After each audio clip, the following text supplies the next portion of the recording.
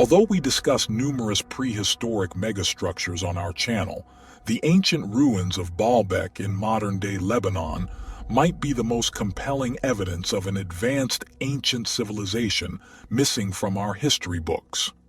This monumental complex, with its immense megalithic stones, some weighing over 1,000 tons, defies any explanation through the lens of conventional archaeology. Baalbek is situated in northeastern Lebanon, approximately 60 miles from Beirut, making it a somewhat challenging destination to reach in present times. Perched 3,000 feet atop a sacred hill in the fertile Bekaa Valley, long before the Romans conquered the area and erected their monumental temple of Jupiter, and even before the Phoenicians built a temple to the god Baal, Baalbek was home to the largest stone block construction ever discovered in the world. The mainstream narrative about Baalbek's history is one of Roman ingenuity. The Temple of Jupiter, one of the largest temples in the Roman Empire, still stands as a testament to the power and reach of Roman architecture. However, beneath the Roman construction lies a series of enormous megalithic stones known as the trilithons, which form part of the foundation of the temple complex.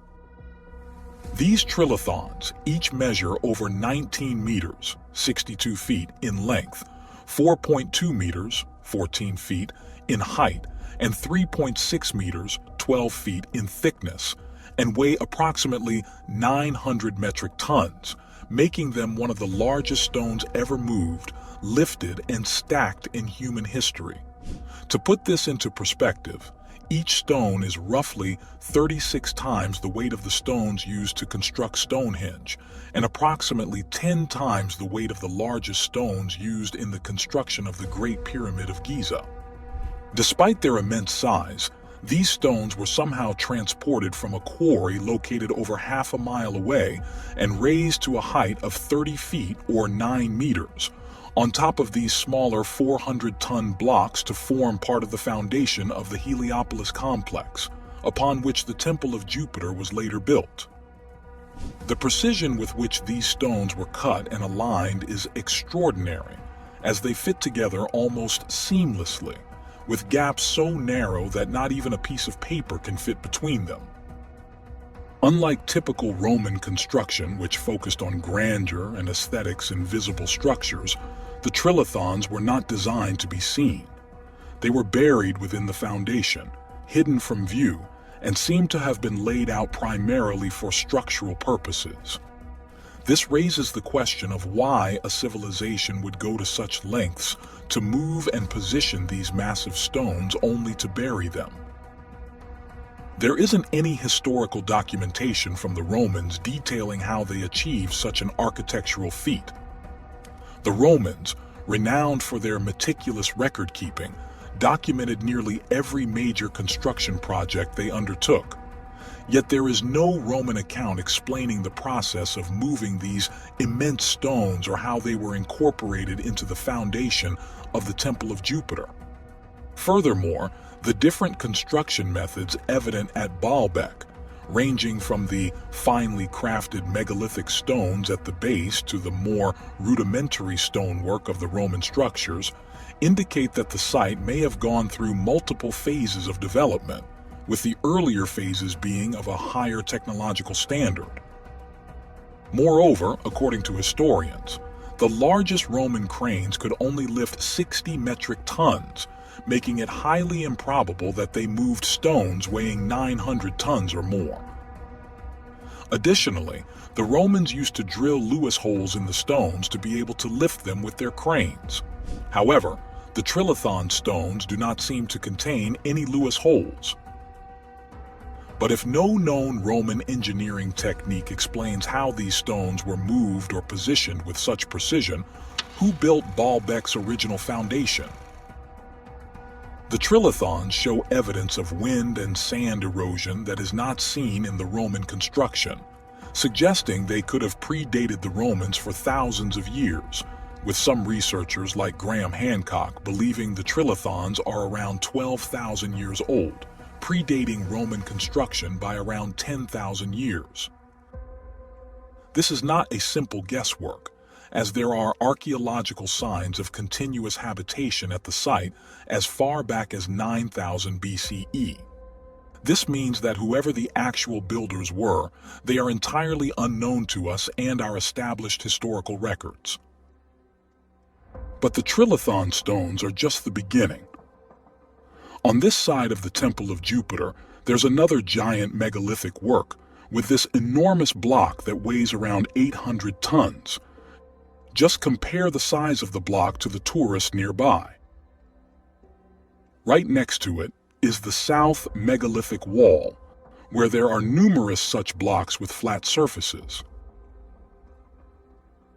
Look at the perfect fitting between them.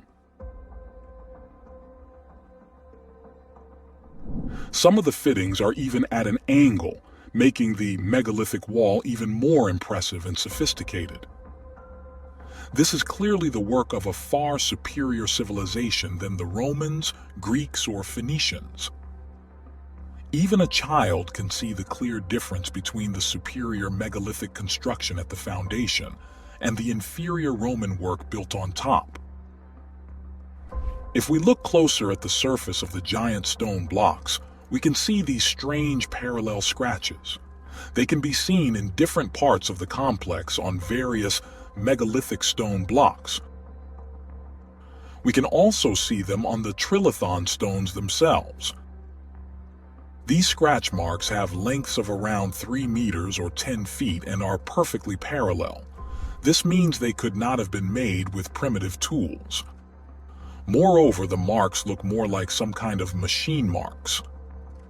If you've watched our documentaries before, you'll probably notice that these marks are similar, if not identical, to the marks left on other prehistoric megalithic sites, such as the Yangshan quarry in China, which consists of this gargantuan megalithic block estimated to weigh 16,000 tons.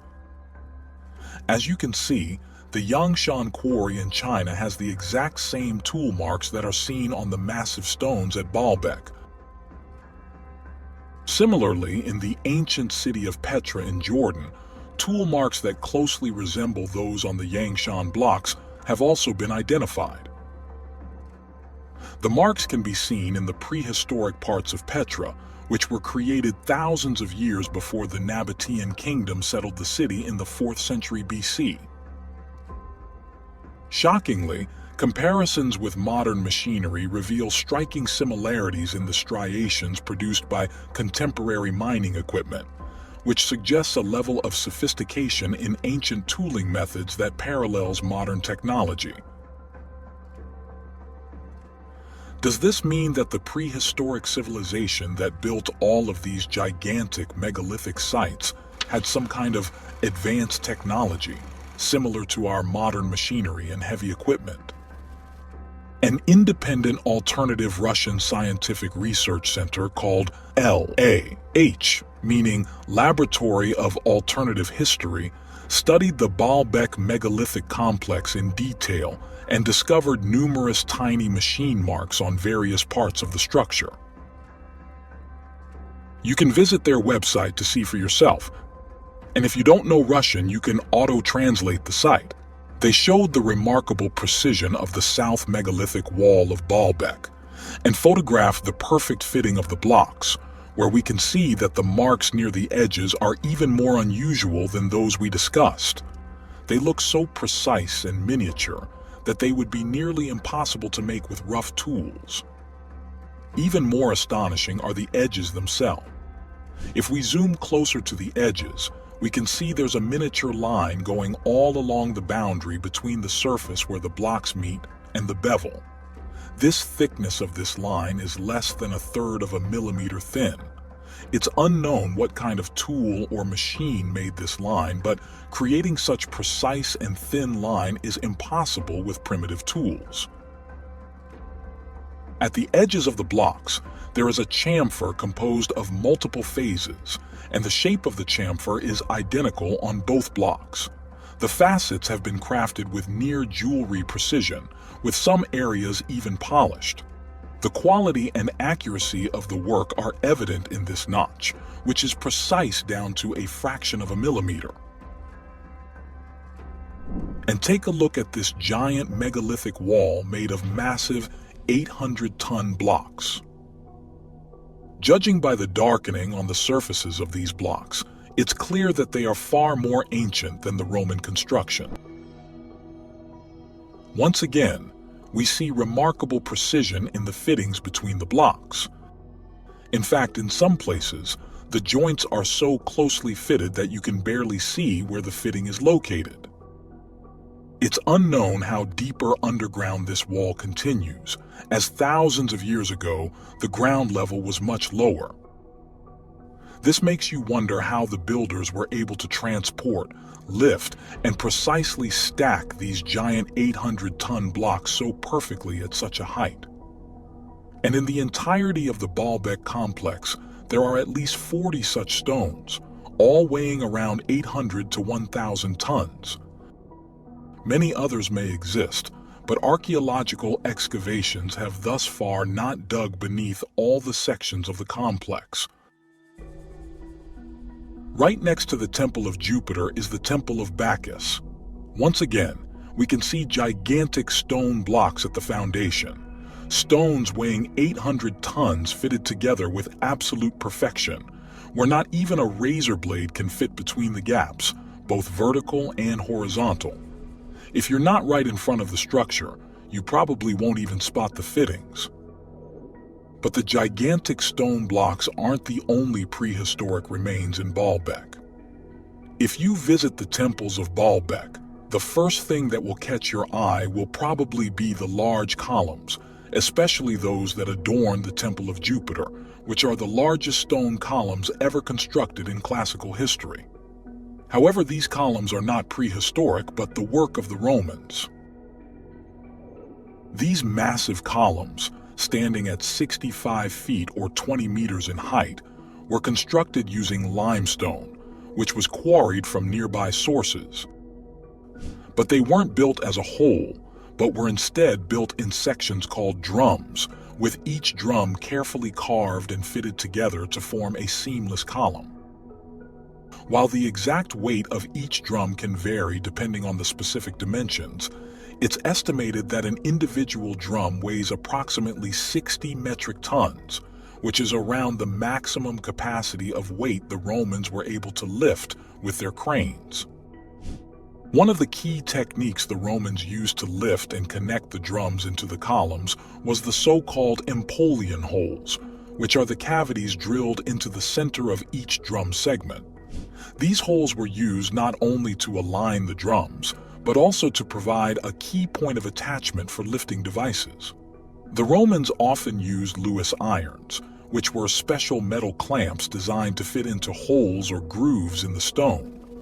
In the case of the drums, the Empolion holes acted as convenient insertion points for these lifting clamps, which were connected to the crane, allowing the workers to carefully raise the stone into the air.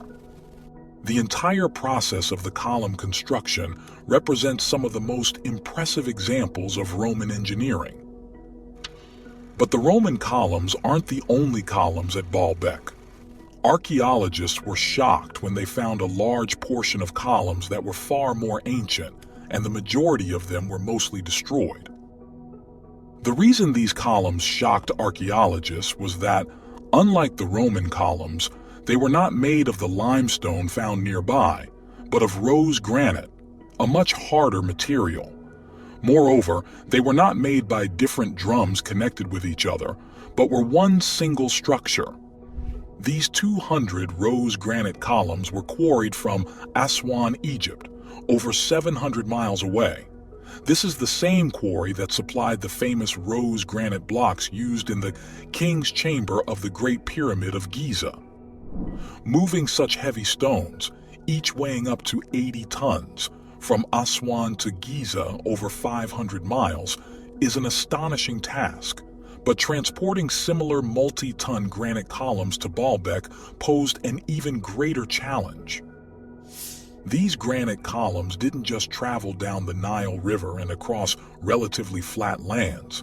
They had to be transported over the Lebanon mountains, which average around 2,500 meters or 8,200 feet in elevation.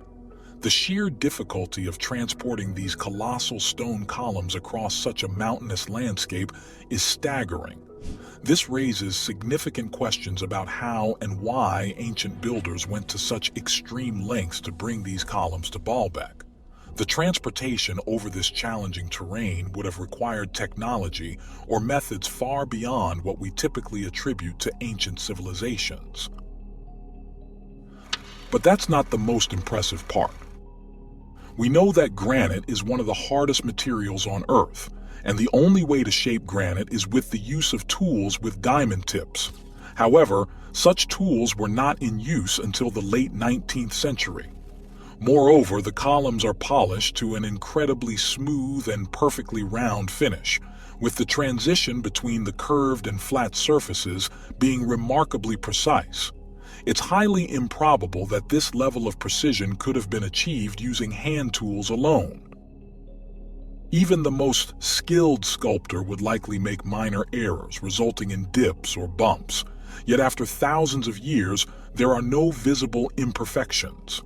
The remaining edge is still sharp, providing compelling evidence that suggests the possible use of ancient machining technology.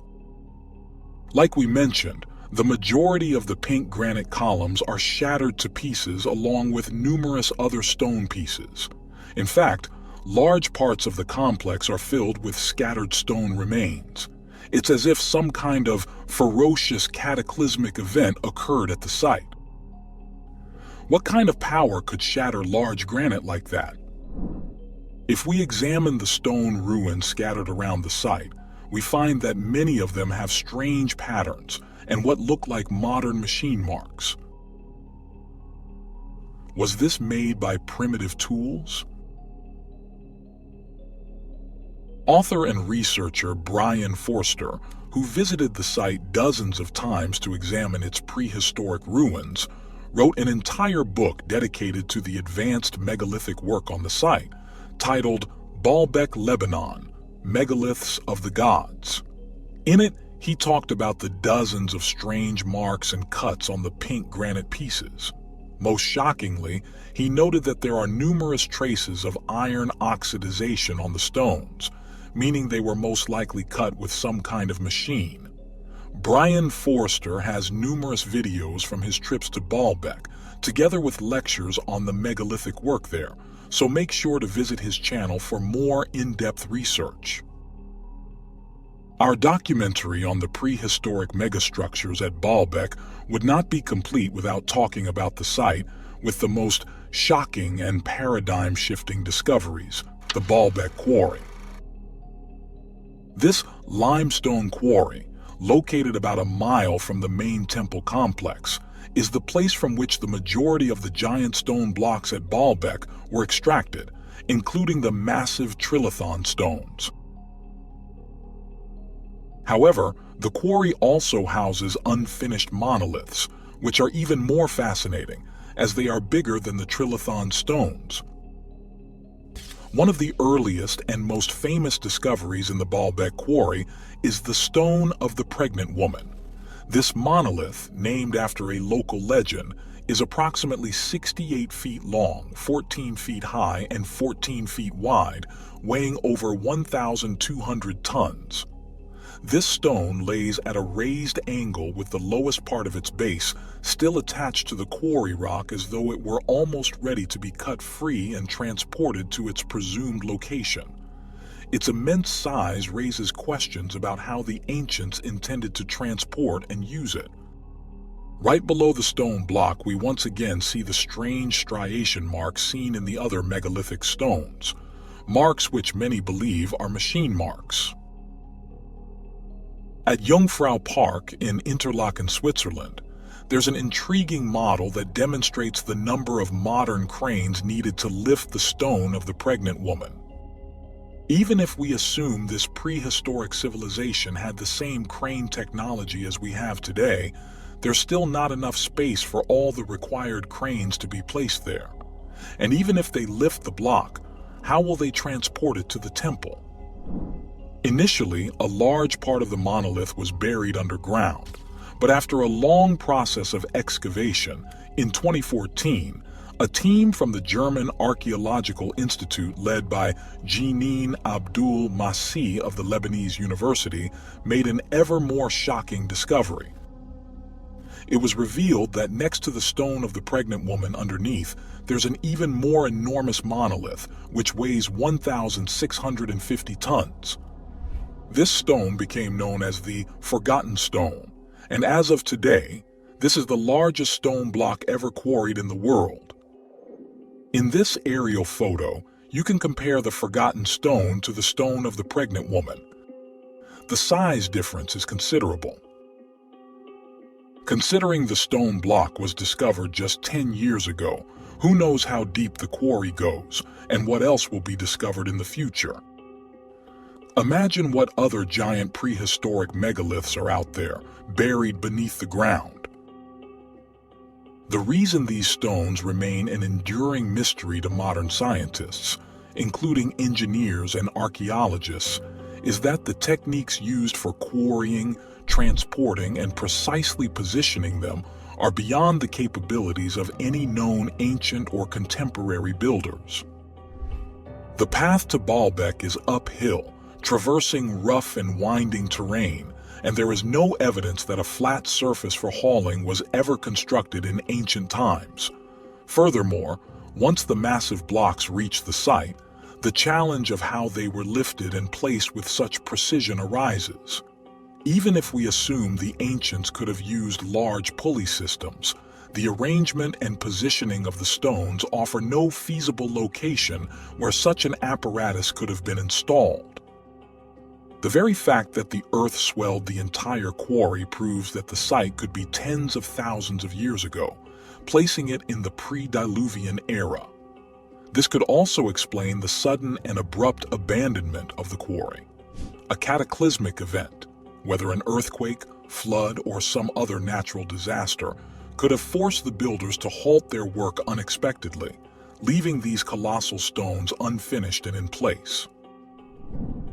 The Baalbek quarry is not just home to massive monoliths. It also contains caves, smaller quarried stones, and a series of enigmatic structures referred to as the witnesses, which all add to the complexity of the site. These standing stones are different from the horizontally cut blocks in that they stand vertically, almost like sentinels guarding the quarry. The name witnesses implies that they served as markers or indicators, perhaps denoting the significance of the quarry or the completion of specific quarrying stages.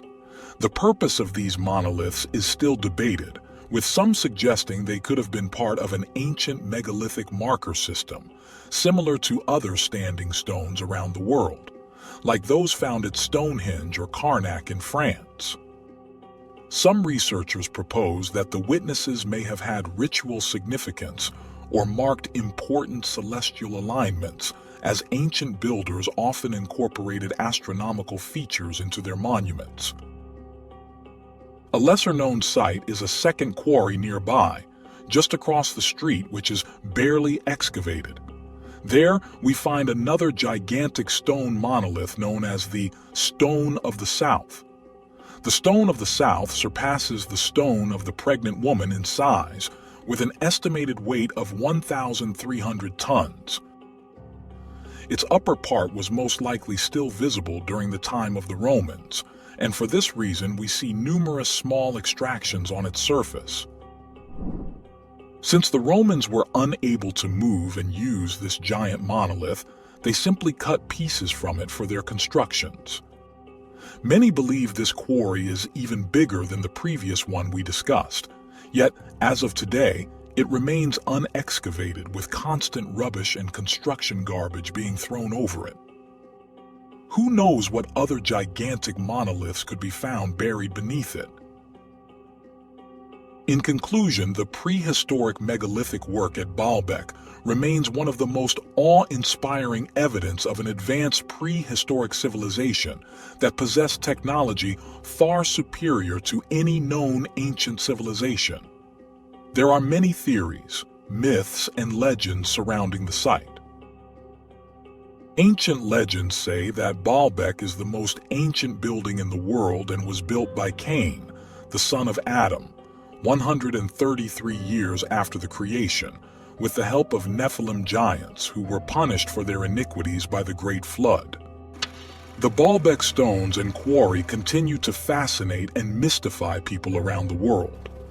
Whether viewed through the lens of myth, speculative history, or scholarly research, the legends surrounding Baalbek reflect humanity's enduring curiosity about its ancient past and the seemingly inexplicable achievements of prehistoric civilizations. Thank you for watching.